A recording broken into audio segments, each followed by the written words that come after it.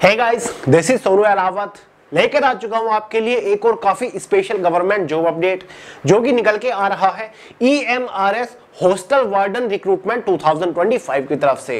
EMRS मतलब Eklavya model residential school जो कि ministry of education government of India के अंडर आता है, जिसके अंदर हॉस्टल वार्डन की पोस्ट के ऊपर वैकेंसीज आ चुकी है जो कि ग्रुप सी की पोस्ट है। ऑल इंडिया की वैकेंसी है, मेल और फीमेल दोनों ही कैटेगरी कैंडिडेट फॉर्म अप्लाई कर सकते हैं। सभी फ्रेशर्स कैंडिडेट इस पोस्ट के लिए एलिजिबल है। काफी यूनिक पोस्ट है, ये वैकेंसी कोई पहली बार नहीं निकल रही है। 2023 में भी सेम इसी विभाग के अंदर इसी पोस्ट के ऊपर वैकेंसी निकल के आई थी। क्लियर है? तो गाइस आगे इस वीडियो में इस नई भर्ती की रिगार्डिंग संपूर्ण जानकारी आपको दूंगा, डिटेल सिलेक्शन प्रोसीजर समझाऊंगा, पोस्ट और वैकेंसीज के बारे में बात करेंगे, एलिजिबिलिटी क्राइटेरिया यानी कि एज बिट क्वालिफिकेशन का मिनिमम क्राइटेरिया क्या है, एग्जाम पैटर्न डिस्कस करेंगे, इवन एग्जाम का detail syllabus subject wise topic wise PDF form में प्रोवाइड करा के जाऊंगा। साथ ही guys initial in hand salary कितनी मिलेगी इस पोस्ट के ऊपर, exam centres, job profile, job location, साथ ही प्रमोशन अपॉर्चुनिटी के बारे में बात करेंगे। तो गाइस वैकेंसीज आ चुकी है, ऑनलाइन फॉर्म भी भरे जा रहे हैं। आगे इस वीडियो में इस वैकेंसी का डिटेल्ड नोटिफिकेशन आपके साथ डिस्कस करने वाला हूं। अगर आप इस भर्ती को लेकर थोड़े से भी इंटरेस्टेड है, वीडियो को पूरे ध्यान से आखिर तक जरूर देखिएगा।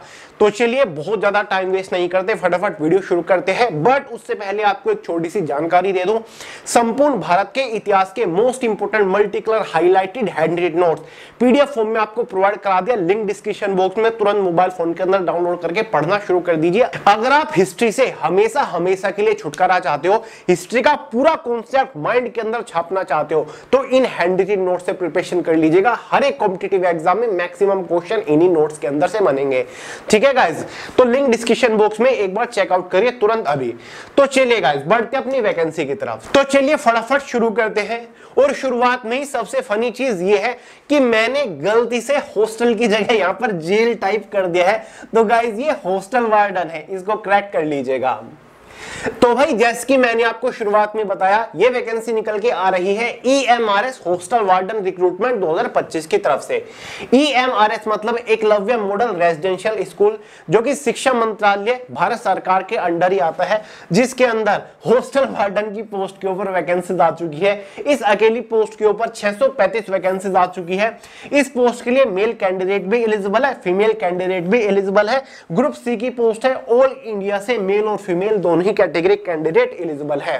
तो गाइस अगर हम यहां पर बात करें कि इस पोस्ट के ऊपर किस कैटेगरी से टोटल कितनी वैकेंसीज निकली हुई है, तो इस वैकेंसी चार्ट में आप देख सकते हैं जैसे कि हॉस्टल वार्डन मेल कैंडिडेट के लिए टोटल 346 वैकेंसी है, जनरल वालों के लिए 143, ईडब्ल्यूएस वालों के लिए 34, ओबीसी 93, एससी 51 और एसटी 25। ऐसे ही हॉस्टल वार्डन फीमेल कैंडिडेट्स की वैकेंसी है।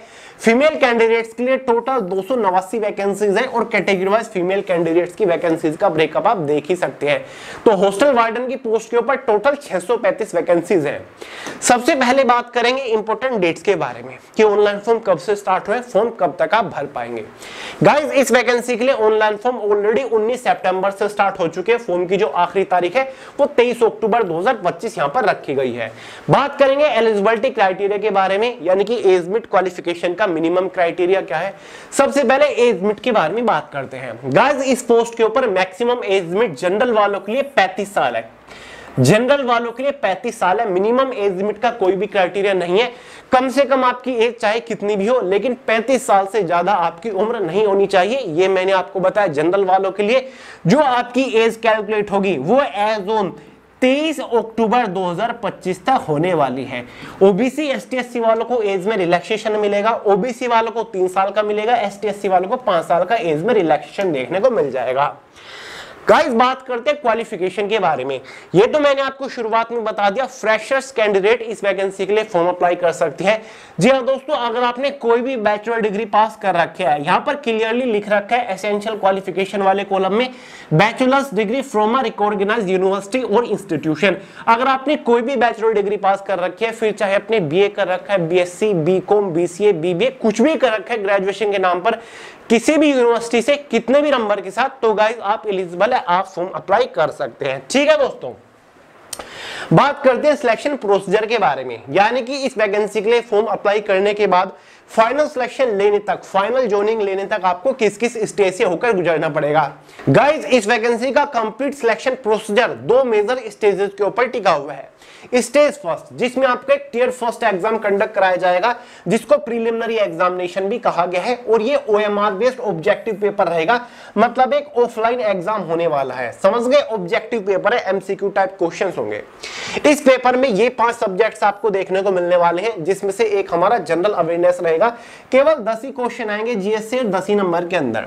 दूसरा आपका रीजनिंग एबिलिटी रहेगा, 15 क्वेश्चन आएंगे 15 नंबर के अंदर। तीसरा आपका नॉलेज ऑफ ICT का मतलब है इंफॉर्मेशन कम्युनिकेशन टेक्नोलॉजी, 15 क्वेश्चन रहने वाले हैं 15 नंबर के अंदर, ठीक है। चौथा सब्जेक्ट रहेगा क्वांटिटेटिव एप्टीट्यूड, 30 क्वेश्चन है 30 नंबर के अंदर। पांचवा सब्जेक्ट रहेगा आपका लैंग्वेज कॉम्पिटेंसी टेस्ट, जिसमें जनरल इंग्लिश से 10 क्वेश्चन होंगे, जनरल हिंदी से भी आपके 10 क्वेश्चन होंगे, रीजनल लैंग्वेज से आपके 10 क्वेश्चन होंगे। तो टोटल लैंग्वेज कॉम्पिटेंसी से 30 क्वेश्चन होंगे 30 नंबर के अंदर। क्लियर है। एग्जाम में 100 क्वेश्चन होंगे, 100 नंबर का पेपर रहेगा। 2 आवर क्वेश्चन पेपर की टाइम ड्यूरेशन, 1/3 एग्जाम में नेगेटिव मार्किंग। एग्जाम आपका बाइलिंगुअल हिंदी और इंग्लिश में रहेगा। अब यहां पर आपको एक डाउट बना होगा कि भैया रीजनल लैंग्वेज क्या है जिससे 10 क्वेश्चन आएंगे। तो भाई इनमें से आप कोई भी एक लैंग्वेज चूज कर सकते हैं। आप असमी चूज कर सकते हैं, बंगाली, बोडो, डोगरी, इंग्लिश, गारो, गुजराती, हिंदी, कन्नड़ा, कश्मीरी, खासी, मलयालम, मणिपुरी, मराठी, ये जितनी भी है, ठीक है। इनमें से कोई भी एक लैंग्वेज चूज कर सकते हैं। उस लैंग्वेज से आपको एग्जाम में 10 क्वेश्चन देखने को मिलेंगे, और ये लैंग्वेज आपको फॉर्म अप्लाई करते टाइम ही चूज करनी है, ठीक है। अगर आपको इनमें से कोई रीजनल लैंग्वेज नहीं आती तो सिंपली आप हिंदी लैंग्वेज को चूज कर लीजिएगा, आपको 10 एक्स्ट्रा क्वेश्चन हिंदी लैंग्वेज से देखने को मिल जाएंगे। क्लियर है। अगर आप इनमें से किसी स्टेट से बिलोंग करते हो, इनमें से किसी रीजनल लैंग्वेज की समझ आपको अच्छी खासी है, तो उस रीजनल लैंग्वेज को चूज कर लीजिएगा। 10 नंबर आपके बिल्कुल फ्री के ही हो जाएंगे, ठीक है। तो गाइज ये जो एग्जाम है प्रीलिमिनरी 100 नंबर का, ये जस्ट क्वालिफाइंग नेचर है। इस एग्जाम के जो मार्क्स होंगे वो फाइनल मेरिट में ऐड नहीं होंगे, ठीक है। जस्ट आपको क्वालिफाई करना है, आगे बढ़ना है। इसके जो 100 नंबर होंगे ये तो इतना डिसाइड करेंगे कि क्या आप सेकंड स्टेज के लिए क्वालिफाई कर रहे हो या फिर नहीं कर रहे हो। प्रीवियस ईयर की कट ऑफ के ऊपर नजर डाल लीजिए। पिछले साल इसका एग्जाम 130 नंबर का था, लेकिन इस बार 100 नंबर का है। पिछले साल हॉस्टल वार्डन मेल कैंडिडेट की जो कट ऑफ थी 130 में से जनरल वालों की 101 पर थी, EWS वालों की 97 पर थी, वहीं पर फीमेल कैंडिडेट की 92 थी, 130 में से। EWS वालों की 89 नंबर पर कट ऑफ थी। बाकी OBC ST SC की कट ऑफ यहां पर आप देख ही सकते हैं। लेकिन इस बार एग्जाम पैटर्न पूरी तरीके से चेंज है। एग्जाम आपका टोटल 100 नंबर का ही है, ठीक है। अब गाइस प्रीलिमिनरी एग्जाम क्वालिफाई करने के बाद सेकंड स्टेज मतलब टियर सेकंड एग्जाम के लिए बुलाया जाएगा, जो कि सब्जेक्ट स्पेसिफिक सिलेबस रहने वाला है।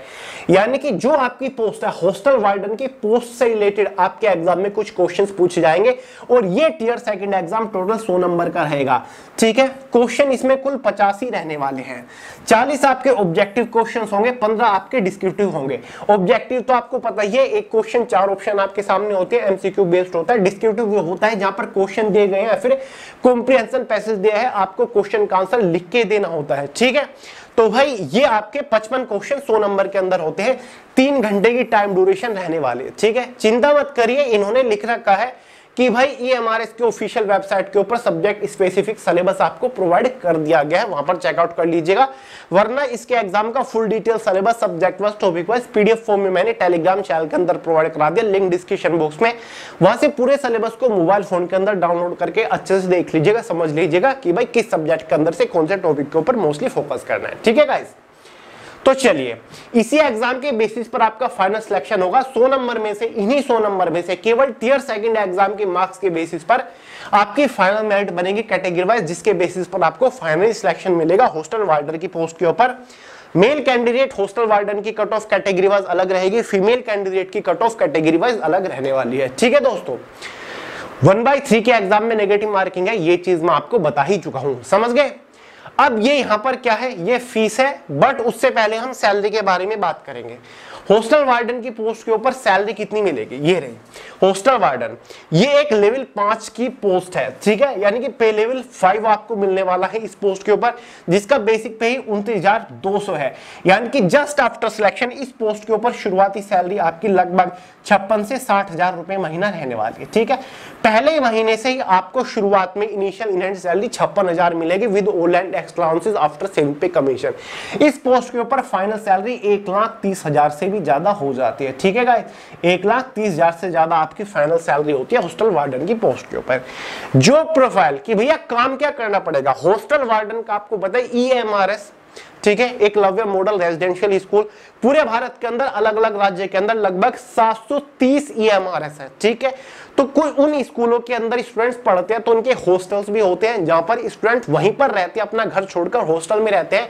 ठीक है, तो हॉस्टल में जो लड़के रह रहे हैं, बॉयज या फिर गर्ल रह रही हैं, उनकी देखभाल के लिए आपको रखा जाता है हॉस्टल वार्डन। ठीक है, एक प्रॉपर आपको डेस्क मिलते हैं, कंप्यूटर होता है जिसके अंदर पूरा का पूरा डेटा आपका फीड होता है, कौन स्टूडेंट कब आया, किसने कितनी छुट्टी करी, किसकी एंट्री कब हुई, किसने कब एग्जिट करा, किसके घर से कॉल आया, उसको कितनी देर तक बात करवानी है, किसी के घर से कुछ भी स्पेशल आया है, टैक्स वगैरह जो भी है वो आपको सारी की सारी जो देख रेख है हॉस्टल की वो आप करते हो। आपके अंडर एक असिस्टेंट भी रहता है।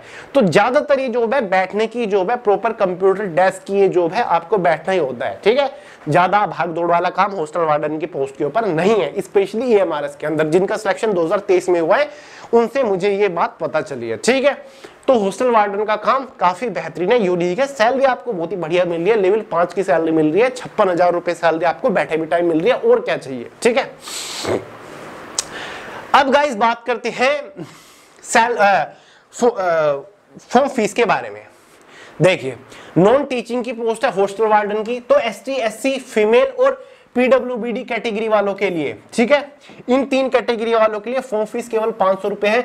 जनरल OBC EWS वालों के लिए फॉर्म फीस 1500 रुपए इस पोस्ट के ऊपर। ठीक है guys, job location all over India के अंदर रहेगी। ठीक है, तो भाई इस वैकेंसी की रिगार्डिंग मैंने आपको संपूर्ण जानकारी दे दी है। कोई डाउट हो सवाल हो कमेंट करके पूछ लीजिएगा। नोटिफिकेशन सिलेबस टेलीग्राम चैनल के अंदर है। फॉर्म इसके ऑलरेडी 19 सितंबर से स्टार्ट हो चुके हैं, लास्ट डेट तो 23 अक्टूबर है। इसी के साथ साथ इसी विभाग के अंदर जूनियर सेक्टर असिस्टेंट की भी पोस्ट निकली हुई है, क्लरिकल पोस्ट है, वो पोस्ट 12वीं पास वालों के लिए। कल वाली वीडियो मैंने आपको जानकारी दे दी थी, देख लीजिएगा अगर कोई डाउट हो, लिंक डिस्क्रिप्शन बॉक्स में। ठीक है दोस्तों, तो चलिए, काफी यूनिक वैकेंसी आपको जरूर ट्राई करना चाहिए। सिलेक्शन के चांसेस ज्यादा हो तो क्योंकि होते हैं, कंपटीशन कम रहता है। ठीक है, तो चलिए गाइस, इस वीडियो में इतना ही था। पसंद आया लाइक करिएगा, दोस्तों के साथ शेयर करिएगा, चैनल को सब्सक्राइब करना मत भूलिएगा। मिलते हैं अगली वीडियो में बहुत ही जल्द, तब तक के लिए जय हिंद।